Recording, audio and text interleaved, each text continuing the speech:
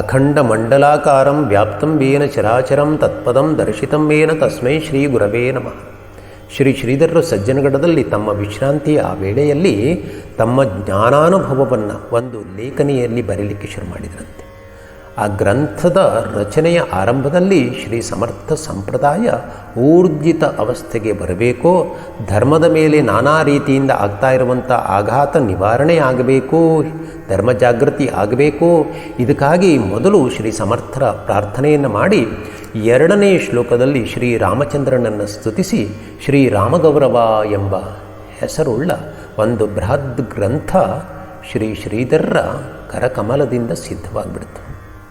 ಶ್ರೀ ರಾಮಗೌರವ ಎಂಬ ಗ್ರಂಥದ ವಿಶೇಷತೆ ಅಂದರೆ ಅದನ್ನು ಭಕ್ತಿಯಿಂದ ಪ್ರೀತಿಯಿಂದ ಓದಿದರೆ, ಶ್ರವಣ ಮಾಡಿದರೆ ಭಾಳ ಬೇಗ ಈ ನರನು ನಾರಾಯಣನಾಗ್ತಾನೆ ಹೇಳಿ ಆ ಮಹತ್ವ ಅದರೊಳಗಿತ್ತಂತೆ.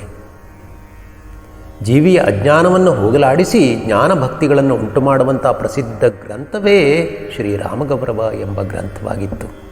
ಅದು ಶ್ರೀಧರರ ಕರಕಮಲದಿಂದ ವಿರಚಿತವಾಗಿಬಿಡ್ತು.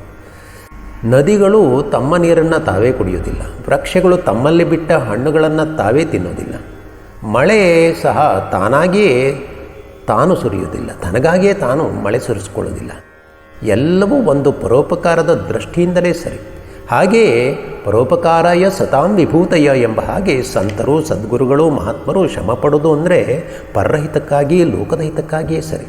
ಅದರಂತೆ ಶ್ರೀಧರರು ಗ್ರಂಥ ರಚನೆ ಮಾಡಿದ್ದು ಅಂದರೆ ಭಕ್ತರಿಗೆ, ಸಾಧಕರಿಗೆ ಒಂದು ಮಾರ್ಗದರ್ಶಕವಾಗಲೇ ಹೇಳೋ ಉದ್ದೇಶದಿಂದಲೇ ಬಿಟ್ಟರೆ ಅದರಿಂದ ಶ್ರೀಧರರಿಗೆ ಏನೂ ಆಗಬೇಕಾದದ್ದಿದ್ದಿಲ್ಲ. ಯಾಕಂದರೆ ಅವರು ಸಾಕ್ಷಾತ್ ಪರಮಾತ್ಮ ಸ್ವರೂಪಿಗಳೇ ಆಗಿದ್ದರು, ಅವರಿಗೆ ಏನೂ ಬೇಕಾದದ್ದಿಲ್ಲ. ಶ್ರೀ ಸಮರ್ಥರ ಪ್ರೇರಣೆಯಾಗಿ ಆ ಗ್ರಂಥ ಪೂರ್ಣವಾಗಿದೆ ಹೇಳೋ ವಿಚಾರವನ್ನು ಸಜ್ಜನಗಡದ ಮಠದಲ್ಲಿರುವ ಉಳಿದ ಸಾಧಕರಿಗೆ ತಿಳಿಸಿದರೆ ಅವರಿಗೂ ಸಂತೋಷ ಆಗಬಹುದು ಹೇಳಿ ಶ್ರೀಧರರಿಗೆ ಅನಿಸ್ತಂತೆ. ಶ್ರೀ ಸಮರ್ಥರ ಸಾನ್ನಿಧ್ಯದಲ್ಲಿ ಕೆಲವು ಸಾಧಕರನ್ನು ಕರೆದು ಒಮ್ಮೆ ಓದಿ ತೋರಿಸಬೇಕು ಹೇಳಿ ಅದನ್ನು ಓದಲಿಕ್ಕೆ ಶುರು ಮಾಡಿದರಂತೆ ಶ್ರೀಧರರು. ಕೆಲವು ದುರಹಂಕಾರಿಗಳಾದ ಸಾಧಕರು ಶ್ರೀಧರರು ಓದ್ತಾ ಇರುವ ಸ್ಥಳಕ್ಕೆ ಬಂದು ಕುಳಿತುಕೊಂಡ್ರಂತೆ. ಶ್ರೀಧರರ ತೇಜೋಭಂಗ ಮಾಡಬೇಕು ಹೇಳಿ ಒಂದು ಶ್ಲೋಕವನ್ನು ಸಹ ಪೂರ್ಣ ಓದಲಿಕ್ಕೆ ಕೊಡಲಿಲ್ಲಂತೆ. ಪ್ರತಿಯೊಂದು ಸಾಲನ್ನು ಶ್ರೀಧರರು ಓದುವಾಗಲೂ ತಪ್ಪು ಹೇಳಿ ಅಣಗಿಸ್ತಿದ್ರಂತೆ. ಅವರಿಗೆಲ್ಲ ತಾವು ಶಾಸ್ತ್ರ ಓದಿದ ಪಂಡಿತರು ಹೇಳುವ ಅಹಂಕಾರ ಇತ್ತು. ಶಾಸ್ತ್ರಾಣಿ ಅಧೀತ್ಯಾಪಿ ಭವಂತಿ ಮೂರ್ಖಾ ಹೇಳುವ ಹಾಗೆ ಶಾಸ್ತ್ರಗಳನ್ನೆಲ್ಲ ಓದಿಯೂ ಕೂಡ ಅವರು ಮೂರ್ಖರಾಗಿಯೇ ಇದ್ದರು. ತಾವೇ ಎಲ್ಲವನ್ನು ಬಲ್ಲವರು ಹೇಳುವ ಗರ್ವದಿಂದ ಅವರು ಶ್ರೀಧರರು ರಚನೆ ಮಾಡಿದಂಥ ಸಂಪೂರ್ಣ ಗ್ರಂಥವನ್ನೇ ಅಲ್ಲಗಳೆದು ಬಿಟ್ಟರು. ಓದ್ತಾ ಇರುವಾಗಲೇ ಮಧ್ಯೆ ಮಧ್ಯೆ ರಸಭಂಗವಾಗೋ ಹಾಗೆ ಅವರು ವರ್ತಿಸ್ತಿದ್ರಂತೆ. ಈ ಗ್ರಂಥ ಉತ್ತಮವಾಗಿಲ್ಲ, ಈ ಗ್ರಂಥದಿಂದ ಸಂಪ್ರದಾಯಕ್ಕೆ ಅಪಮಾನವಾಗ್ತದೆ ಹೇಳಿ ನಿಂದಿಸಿದ್ರಂತೆ. ಅವರು ಶ್ರೀಧರರಿಗೆ ಗ್ರಂಥವನ್ನು ಶ್ರೀ ಸಮರ್ಥರ ಮುಂದೆ ಓದಲಿಕ್ಕೆ ಕೊಡಲಿಲ್ಲಂತೆ. ಆದರೂ ಕೂಡ ಶ್ರೀಧರರು ಶಾಂತತೆಯಿಂದಲೇ ಹೇಳಿದರಂತೆ, ನೀವೆಲ್ಲರೂ ವರಿಷ್ಠರೇ ಇದ್ದೀರಿ, ತಿಳಿದವರೇ ಇದ್ದೀರಿ, ನಿಮ್ಮ ಮತ ಏನು ಈ ಗ್ರಂಥದ ಬಗ್ಗೆ? ಈ ಗ್ರಂಥವನ್ನು ಇಡಬಹುದೇ ಅಥವಾ ಬಿಡಬಹುದೇ? ನೀವೇ ಹೇಳಿದ್ರಂತೆ. ಆದರೆ ಸಜ್ಜನ ಇವ ಸಾಧೂನಾಂ ಪ್ರಥಯಂತಿ ಗುಣೋತ್ಕರಂ ಎಂಬ ಹಾಗೆ ಸಾಧು ಸಂತರ ಮಹಿಮೆಯನ್ನು ಸಜ್ಜನರು ಮಾತ್ರ ತಿಳ್ಕೊಳ್ಳಿಕ್ಕೆ ಸಾಧ್ಯ. ಉಳಿದ ದುರ್ಜನರಿಗೆ ಅದನ್ನು ತಿಳಿಯುವಂಥ ಯೋಗ್ಯತೆ ಇರುವುದೇ ಇಲ್ಲ. ಆ ಮೂರ್ಖ ಸಾಧಕರು ದುರಹಂಕಾರಿಗಳಾದ್ದರಿಂದ ಅವರಿಗೆ ಶ್ರೀಧರರ ಮಹತ್ವ ತಿಳಿಲಿಲ್ಲ, ಆ ಗ್ರಂಥದ ಮಹತ್ವವೂ ತಿಳಿಲಿಲ್ಲ. ಶ್ರೀಧರರು ರಚಿಸಿದಂಥ ಗ್ರಂಥದ ಮಹತ್ವವನ್ನು ತಿಳ್ಕೊಳ್ಳದೆ ತಮ್ಮ ಅಸೂಯ ಸ್ವಭಾವವನ್ನು ವ್ಯಕ್ತಪಡಿಸ್ತಾ ಅವರು ಹೇಳಿದರಂತೆ, ನಮ್ಮ ಸಮರ್ಥ ಸಂಪ್ರದಾಯದಲ್ಲಿ ಗ್ರಂಥ ಶೋಭಿಸುವುದಿಲ್ಲ, ಇದನ್ನು ಇಡುವುದು ಸರಿಯಲ್ಲ, ಇಂತಹ ಗ್ರಂಥವನ್ನು ನಮ್ಮ ಸಂಪ್ರದಾಯದಲ್ಲಿ ಇಡಬಾರದು, ಆದ್ದರಿಂದ ಈ ಗ್ರಂಥವನ್ನು ಕೆರೆಗೆ ಎಸೆದುಬಿಡಬೇಕು ಹೇಳಿ ಅಲ್ಲಿರುವ ಆ ದುರಹಂಕಾರಿ ಸಾಧಕರು ಹೇಳಿದರಂತೆ. ನೋಡಿ, ಗುಣಗಳು ಗುಣಶಾಲಿಗಳನ್ನು ಸೇರಿದರೆ ಅದು ಗುಣಗಳಾಗಿಯೇ ಇರ್ತವೆ. ಆದರೆ ಗುಣರಹಿತರನ್ನು ಸೇರಿದರೆ ಅವರು ಅದನ್ನು ದೋಷಗಳಾಗಿ ಸ್ವೀಕರಿಸ್ತಾರೆ. ಆ ದುರ್ಬುದ್ಧಿಯ ಸಾಧಕರಿಂದ ಅಹಂಕಾರದ ಮಾತುಗಳೇ ಬಂದುವೇ ಬಿಟ್ಟರೆ ಉಪಯೋಗಿ ಮಾತುಗಳು ಯಾವುದೂ ಬರಲಿಲ್ಲಂತೆ. ಕೆಟ್ಟವರ ಉದ್ದಟವಾದ ಮಾತುಗಳಿಂದ ಮಹಾತ್ಮರ ಗೌರವಕ್ಕೆ ಏನೂ ಕೊರತೆ ಆಗೋದಿಲ್ಲ. ಮಹಾತ್ಮರಾಗಿಯೇ ಇರ್ತಾರೆ. ರತ್ನದೀಪಸ್ಯ ಹಿ ಶಿಖಾ ವಾತ್ಯಯಾಪಿ ನ ನಾಶ್ಯತೆ. ರತ್ನದೀಪದ ಪ್ರಭೆ ಬೀಸುವ ಗಾಳಿಯಿಂದಲೂ ಅಳಿಯುವುದಿಲ್ಲ. ಹಾಗೆ ಶ್ರೀಧರರ ದಿವ್ಯ ಆಧ್ಯಾತ್ಮಿಕ ಪ್ರಭೆ ಎಂದಿಗೂ ಅಚಲವಾಗಿಯೇ ಇದ್ದಿತ್ತು. ಆದರೆ ಶ್ರೀ ಸಮರ್ಥರಿಂದ ಪ್ರೇರಿತರಾಗಿ ಬರೆದಂಥ ಮಹಾಗ್ರಂಥಕ್ಕೆ ಅಪಮಾನ ಆಯಿತು ಹೇಳಿ ಶ್ರೀಧರಿಗೆ ಅನಿಸ್ತಂತೆ. ಶ್ರೀಧರರು ಮನಸ್ಸಿನಲ್ಲಿ ಶ್ರೀ ಸಮರ್ಥರ ಕೃಪೆಯಿಂದ ಅವರಿಂದ ಪ್ರೇರಿತರಾಗಿ ತಾವು ಈ ಗ್ರಂಥವನ್ನು ರಚಿಸಿದ್ದು ಇದಕ್ಕೆ ಅಪಮಾನ ಮಾಡಿದರು ಹೇಳಿ ಶ್ರೀಧರಿಗೆ ಅನಿಸ್ತು. ಶ್ರೀಧರರು ಅದನ್ನು ಒಯ್ದು ತೀರ್ಥದ ಕೆರೆಗೆ ಅಂದರೆ ಗಂಗಾಮಾತೆಯ ಉಡಿಗೆ ಸಮರ್ಪಣೆ ಮಾಡಿಬಿಟ್ರಂತೆ.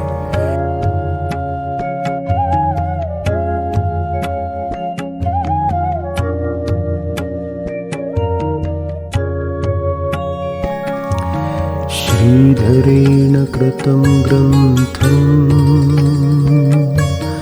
ರಾಮಗೌರವಂ ಉತ್ತಮಂ ಗಂಗಾರ್ಪಣಂ ಇದಂ ಜ್ಞಾನಭಕ್ತಿ ಮುಕ್ತಿದಾಯಕಂ.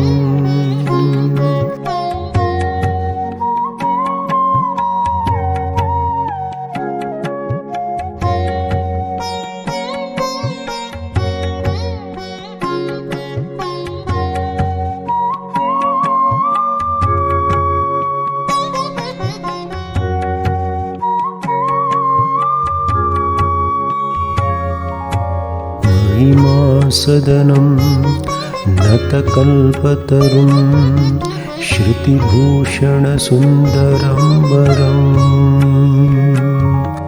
ಗುರು ಶ್ರೀಧರ ಕರ ಸಂಜಾತಂ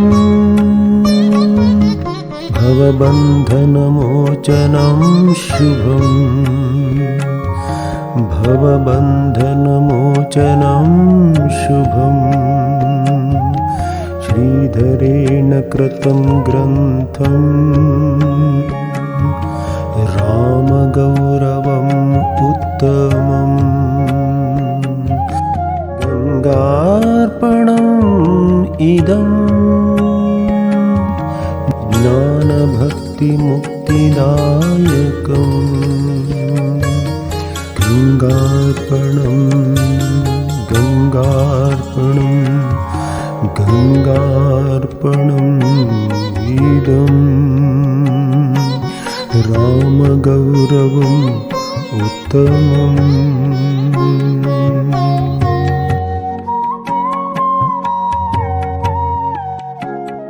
ಶ್ರೀರಾಮಗೌರವ ಎಂಬಂಥ ಆ ಸದ್ಗ್ರಂಥದಲ್ಲಿ ಶ್ರೀಧರರ ಅತ್ಯಂತ ಕಠಿಣವಾದ ಸಾಧನಾನುಭವ ತುಂಬಿಕೊಂಡಿತ್ತು.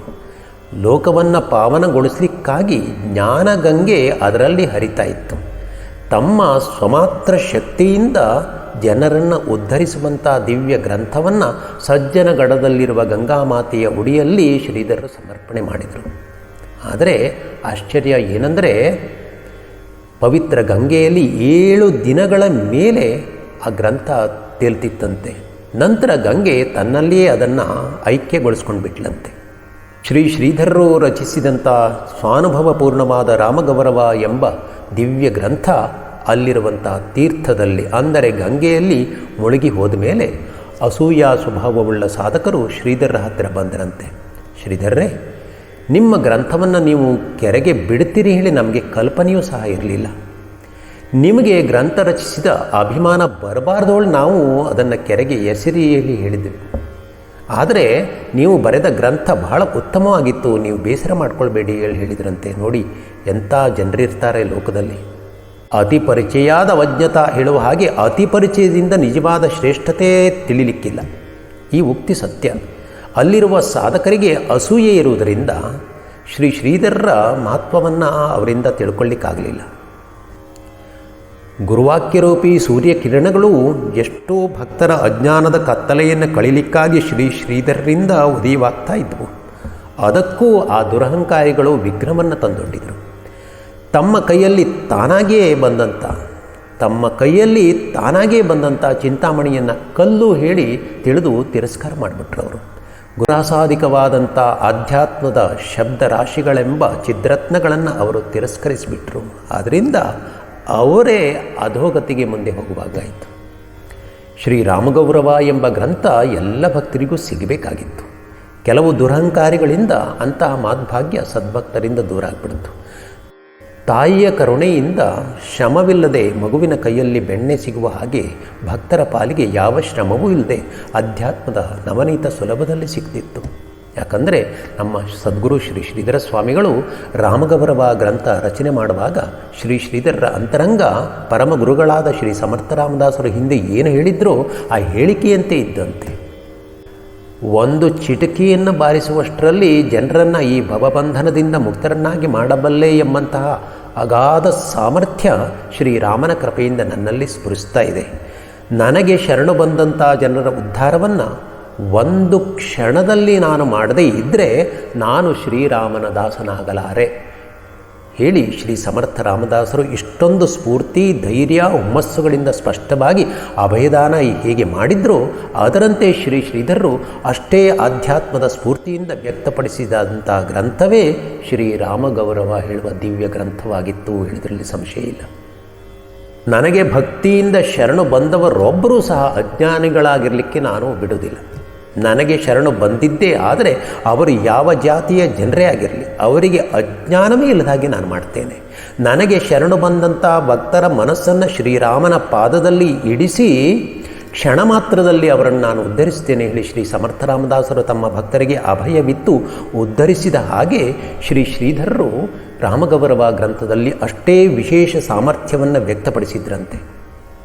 ಆದರೆ ಆ ಕಾಲದಲ್ಲಿ ಗರ್ವಿಷ್ಠರು, ದುರಹಂಕಾರಿಗಳು ಇದ್ರಲ್ವೇ, ಆ ಸಾಧಕರು ಈ ಗ್ರಂಥ ಯಾರಿಗೂ ದೊರಕದ ಹಾಗೆ ಮಾಡಿಬಿಟ್ರು. ಶ್ರೀರಾಮಗೌರವ ಗ್ರಂಥವನ್ನು ತಮ್ಮ ಸ್ವಾನುಭವದ ನುಡಿಗಳಿಂದ ಬರೆದಂಥ ಶ್ರೀ ಶ್ರೀಧರ ಸ್ವಾಮಿಗಳ ದಿವ್ಯ ಪಾದಾರವಿಂದಗಳಿಗೆ ನಾವೆಲ್ಲರೂ ನತಮಸ್ತಕರಾಗಿ ನಮಸ್ಕಾರ ಮಾಡಬೇಕು.